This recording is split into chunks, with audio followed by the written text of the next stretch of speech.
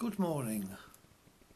Cavafy's poem number 114 is called, in my version, the Victorious Cantacuzenos.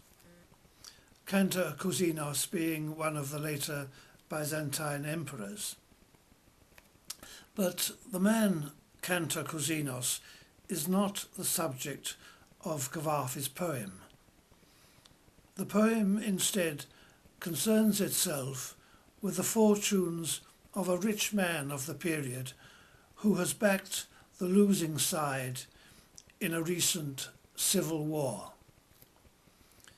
It is this man, this rich man, that we see at the opening of the poem, looking out across his domain.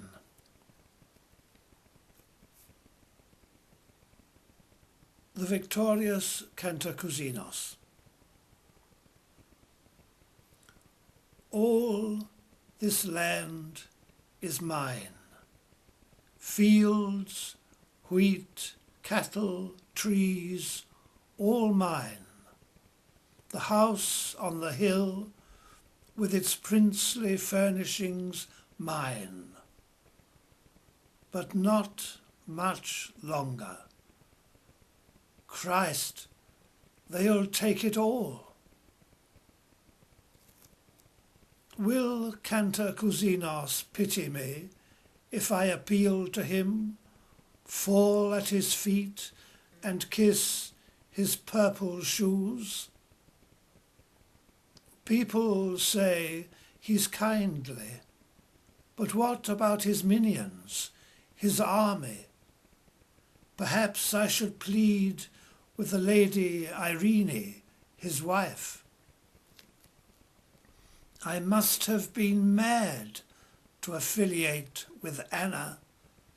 Curse Andronicus for marrying the bitch.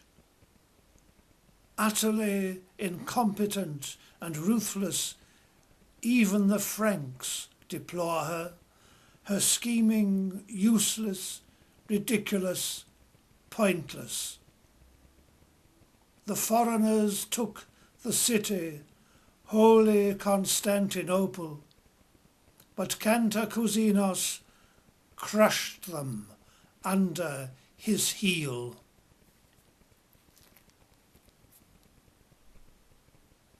He looks at the land, the fields, the house, shrivelled with remorse. If only he'd stayed on the winning side, the estate would be safe, still in his hands. Why had he stupidly listened to that perfidious prelate, Patriarch John of Apri, who'd swayed him at the tipping point with entirely false and groundless prophecy, with unkept promises and gross stupidity? He needn't have worried. Cantacuzenos forgave him. Irene smiled upon him once again. He managed to keep his property intact.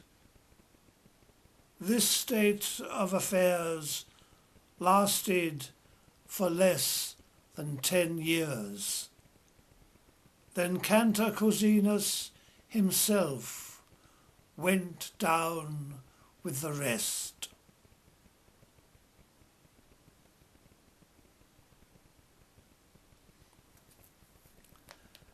The historical details of this poem will interest none but an avid student of later Byzantine history.